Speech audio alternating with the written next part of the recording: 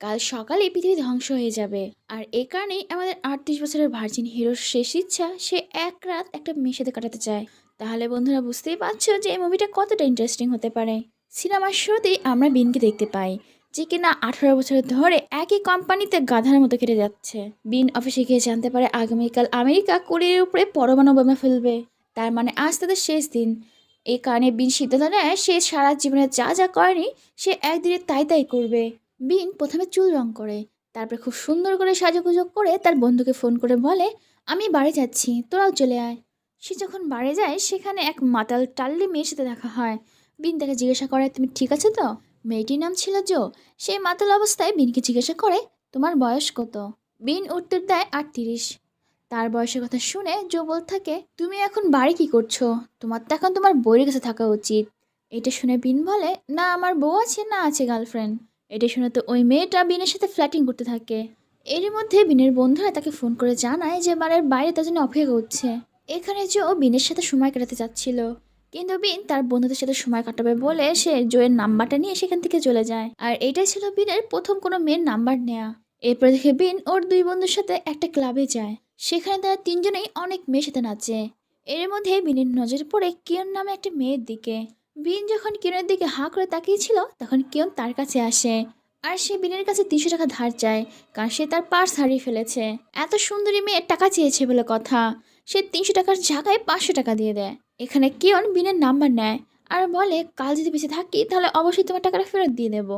এর মধ্যে বিনের এক বন্ধু ক্লাবে একটা মেয়ের জন্য ঝামেলা করে, যার ফলে তাদের তিনজনকে ক্লাব থেকে বের করে দেওয়া হয়। এখানে তারা তিনজনে ভীষণ আপসেট হয়ে পড়ে যে আজকে তো তাদের জীবনের শেষ দিন, আজকে এই ঝামেলাটা হতে হলো। বিনের এক বন্ধু বলে, চল আমরা অন্য একটা ক্লাবে যাই। কিন্তু বিন বলে, আমি এর মধ্যে নেই, আমি বাড়ি যাচ্ছি। এটা শুনে আর বন্ধুরা বলে, আরে ইয়ার, আজকেই তো শেষ দিন, বাড়ি গিয়ে কী করবি? এর মধ্যে বিনের কাছ থেকে যে মেয়েটার টাকা ধার নিয়েছিল সেই মেয়েটা বিনকে ফোন করে দেখা করতে বলে। ওই মেয়ের ফোন পেয়ে তো বিন পুরো পাল্টি খায়। সে ওর বন্ধুদের বলে, চল একটা মেয়ের সাথে দেখা করে আসি, ওই মেয়ের সাথে ওর বান্ধবীরাও আসবে। তারা তিনজনেই একটা ট্যাক্সি দাঁড় করায়। কিন্তু বিনের দুই বন্ধু বিনকে গাড়িতে তুলে দিয়ে বলে, তুই না বাড়ি যাচ্ছিলি, যা যা তুই বাড়ি যা, তোকে কোনো মেয়ের সাথে দেখা করতে হবে না। আর এটা বলে জোর করে বিনকে গাড়িতে তুলে দেয় আর ট্যাক্সিওয়ালাকে টাকাও দিয়ে দেয় যাতে বিনকে তার বাড়ির সামনে নামিয়ে দেয়। কিন্তু বিন সে তো মাঝ রাস্তায় নেমে পড়ে। এর মধ্যে কিয়ন তাকে ফোন করে আর বলে, তুমি আমার সাথে কেন দেখা করছো না? আমি তোমার জন্য অনেকক্ষণ ধরে অপেক্ষা করে আছি।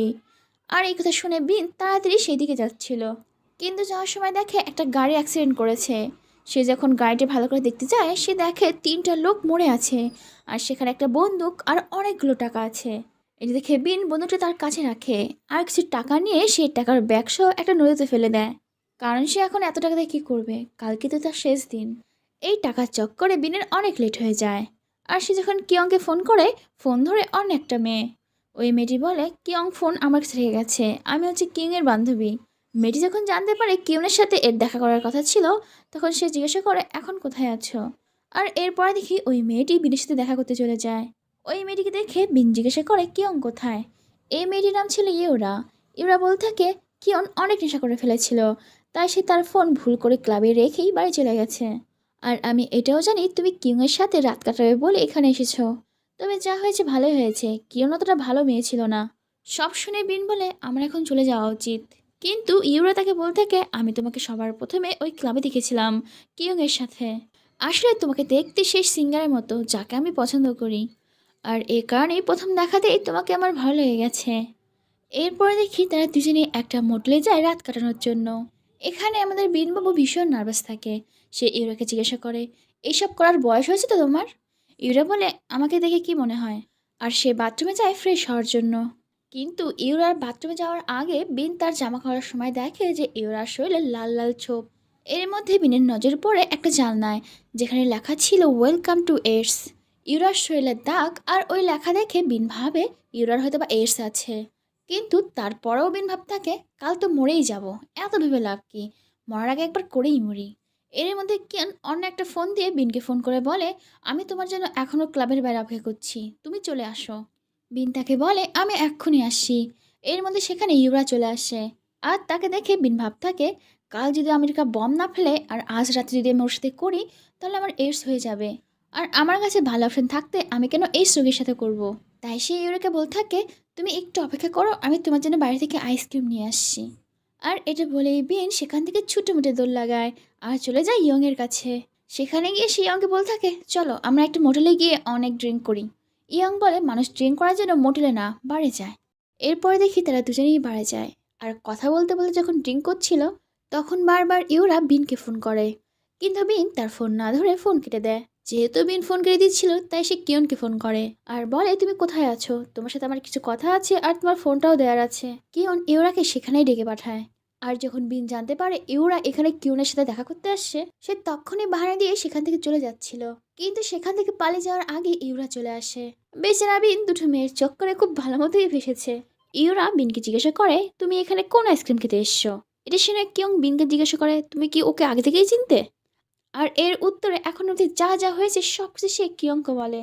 সব শুনে কিয়ং বিনের উপর চিৎকার করে বলতে থাকে, যদি ওর সাথেই মোটলে যাবে তাহলে আমার সাথে কি এখানে ঘাস করতে এসছো? আর এটা বলে সে বিনকে এক ঝুড়ি গালিগালাজ করতে থাকে। বিনকে এভাবে কুত্তার মতো গালি খেতে দেখে ইউরা বলে, হয়েছে হয়েছে, তুমি আমার বাবুকে অনেক গালি দিয়েছো, আর দেবে না। এটা শুনে কিয়ং বলে, এ হচ্ছে আমার বাবু, তোমার না। কিন্তু ইউরা বলে, না, এ আমার বাবু। বিনকে নিয়ে যখন এরা দুজন টানাটানি করছিল, ঠিক তখন সেখানে বিনের দুই বন্ধু চলে আসে তাদের গার্লফ্রেন্ড নিয়ে। তারা এখানে বিনকে দেখে বলে, কিরে তুই এখানে মেয়েদের সাথে কি করছিস, তোর তো বাড়িতে চলে যাওয়ার কথা। এখানে কিয়ং, ইওরা আর বিনের বন্ধু তাকে অনেক প্রশ্ন করতে থাকে। এত চাপাচাপিতে বিনের মাথা খারাপ হয়ে যায় আর সে চিৎকার করে সেখান থেকে পালায়। এটা দেখে বিনের বন্ধুর সাথে যে গার্লফ্রেন্ড এসেছিল, সে বিনের বন্ধুকে বলে, আমি তোমার সাথে কোথাও যাব না, তোমার বন্ধু দেখছি নেশা করে আর পাগল, তার মানে তুমিও পাগল। আর এটা বলে বিনের বন্ধুকে রেখে সেখান থেকে চলে যায়। এদিকে ওই মেয়েটা চলে যেতেই বিনের বন্ধু কিয়ং এর সাথে ফ্ল্যাটিং করতে থাকে, কিন্তু কিয়ং তাকে একটা ঝাড়ি মেরে সেখান থেকে তাড়িয়ে দেয়। অন্যদিকে দেখে বিন সেই মেয়েটাকে ফোন করে যার সাথে তার প্রথম দেখা হয়েছিল, কিন্তু সেই মেয়েটা তো তার ফোনই তোলে না। বেচারা বিনের তো মুডটাই খারাপ হয়ে যায়। তিনখানা মেয়ের সাথে তার দেখা হলো, কিন্তু কার সাথে সিটিং করতে পারলো না। তাই সে অন্য একটা নতুন মেয়ের খুঁজে বেরিয়ে যায়। এরপরে বিন একটা নতুন জায়গায় যায়। সেখানে গিয়ে দেখে কয়েকজন মিলে একটা গোল মিটিং বসিয়েছে। আসলে মৃত্যুর আগে এরা সবাই একে অপরকে মনের কথা বলছে। বিনকে তারা বিখ্যাত সিঙ্গার ভেবে তাদের সাথে বসতে বলে। কিন্তু এক সময় আসে যে এরা আলোচনা করতে করতে মারামারি শুরু করে দেয় আর এখানে তো একজনের প্রাণও চলে যায়। কিন্তু সেখানে থেকে একটা মেয়ে সেই লোকটাকে সিপিআর দিয়ে বাঁচিয়ে তোলে। আর তারপরে সেই মেয়েটি বিনকে নিয়ে সেখান থেকে চলে যায়। আর সে বিনকে জিজ্ঞাসা করে, তোমার নাম কি বিন? বিন বলে, হ্যাঁ, কিন্তু তুমি কি করে জানলে? তখন ওই মেয়েটি বলে, ছোটবেলায় তো আমরা একই গ্রামে থাকতাম আর একে অপরকে অনেক ভালোবাসতাম। তুমি তো আমাকে কিসও করেছিলে, কিন্তু তুমি একসময় শহরে চলে আসো আর আমি তোমাকে পরে অনেক খুঁজেছি কিন্তু পাইনি। সব ঘটনা শুনে বিনের মনে পড়ে এ তো তার ছোট্টবেলার গার্লফ্রেন্ড সু। তারা দুজনেই একটা কফি শপে গিয়ে ছোটবেলা আর বড়বেলার অনেক গল্প করে। এখানে আমরা জানতে পারি সুয়ের ডিভোর্স হয়ে গেছে আর সে একটা মেকানিক দোকানে কাজ করে। কিছুক্ষণ পরে বিন সেখান থেকে চলে যেতে চায়। আসলে সে তার শেষ রাত একটা বিবাহিত মহিলার সাথে কাটাতে চাইছিল না। তবে যাওয়ার আগে সে সুকে অনেকগুলো টাকা দেয় আর বলে, কাল যদি বোমা না পড়ে তাহলে এটা দিয়ে তুমি নতুন বিজনেস করো। আর এটা বলে সে সুকে বিদায় জানিয়ে নদীর পাড়ে যায় আর নদী থেকে টাকার ব্যাগ তুলে সব টাকা নিয়ে নেয়। এরপর দেখে বিন একটা লোককে ফোন করে আর সেই লোকটা একটা গিটার নিয়ে সেখানে চলে আসে। আসলে এই গিটারটা অনেক বড় একজন সিঙ্গারের।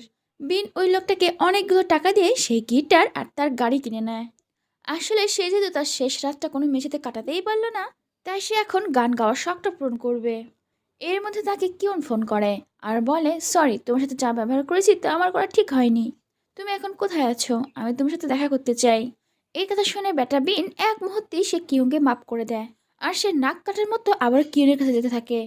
কিন্তু যাওয়ার সময় ইউরা তাকে ফোন করে। সে বিনকে বলতে থাকে, আচ্ছা, আমি কি খুবই খারাপ দেখতে যে তুমি আমাকে হোটেলে ওইভাবে রেখে চলে আসলে? এটা শুনে বিন বলে, আমি যখন তোমার শরীরের দাগ দেখেছি তখনই বুঝে গিয়েছিলাম তোমার এইডস আছে। বিনের এই কথা শুনে ইউরার খারাপ লাগে আর সে বলতে থাকে, তুমি আমাকে কি খারাপ মেয়ে ভেবেছো? আমিও শিক্ষিত ঘরের ভদ্র মেয়ে, কিন্তু মরার আগে তোমার মতো এক্সপিরিয়েন্স করতে চেয়েছিলাম, তাই আমি তোমার কাছে গিয়েছি। আসলে আমি যখন খুব নার্ভাস হয়ে যাই তখন আমার অ্যালার্জি হয়ে এরকম দাগ হয়ে যায়। আর ইউরার এই কথা শুনে বিনেরও খারাপ লাগে আর সে ইউরার কাছে সরি চায়। এখানে ইউরা আরও বলে, তুমি কিন্তু কিয়ংয়ের সাথে ভুলেও দেখা করতে যেও না। কিন্তু বিন তারপরেও চলে আসে। তাকে দেখে ইউরা তো অবাক হয়ে যায় আর বলে, এখান থেকে তাড়াতাড়ি পালাও। কিন্তু এর মধ্যে সেখানে কিয়ং তার কয়েকটা বন্ধুকে নিয়ে আসে শুধুমাত্র বিনকে মারার জন্য, কারণ কিয়নের মতে বিন তার সাথে চিটিং করেছে। এখানে বেচারা বিনকে এতটাই মারে যে সে তো অজ্ঞানী হয়ে যায়।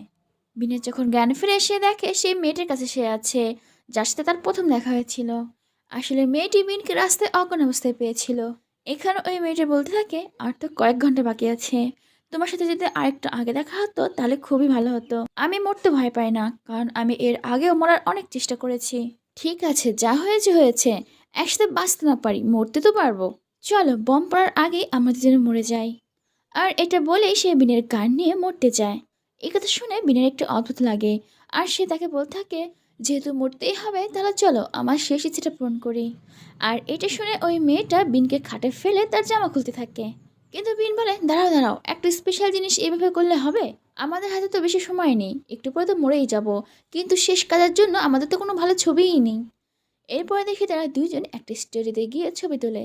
তারা যখন ফিরে আসছিল তখন বিন তাকে বলে, আমরা তো মরবো যেহেতু তাহলে খুব ভালো জায়গায় মরি, আমি গাড়ি নিয়ে আসি, আমরা যাবো সমুদ্র তীরে মরতে। আর গাড়ির বাহানা দিয়ে বিন সেখান থেকে পালিয়ে যায়। আসলে বিন চাইছিল না মরার আগে সে একটা পাগল মেয়ের সাথে থাকে। এরপরে দেখি বিন বুদ্ধদেবের কাছে যায় আর তার কাছে যত টাকা ছিল সেখানে রাখে। আর জীবনে সে যত পাপ করেছে তার জন্য সে ক্ষমা চায়। এরপরে বিন যখন রাস্তা দিয়ে যাচ্ছিল তখন তার ছোটবেলার বান্ধবী সুয়ের সাথে দেখা হয়। আর সে সুকে দেখে তো ভীষণ খুশি। আর তখনই সেখানে সূর্য ওঠে আর সাইরেন বাজে। বিন আর সু একটা উঁচু বিল্ডিংয়ে উঠে পুরো শহরটাকে দেখতে থাকে। এখানে বিন সুকে বলে, আমি মরতে চাই না, তোমার হাতে বাঁচতে চাই।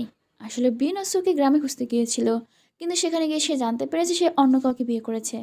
আর এটি শুনে সু বলে, কোনো ব্যাপার না, একসাথে বাঁচতে না পারলাম, কিন্তু যেহেতু একসাথে মরবো তাই মরার পরে একসাথেই থাকবো।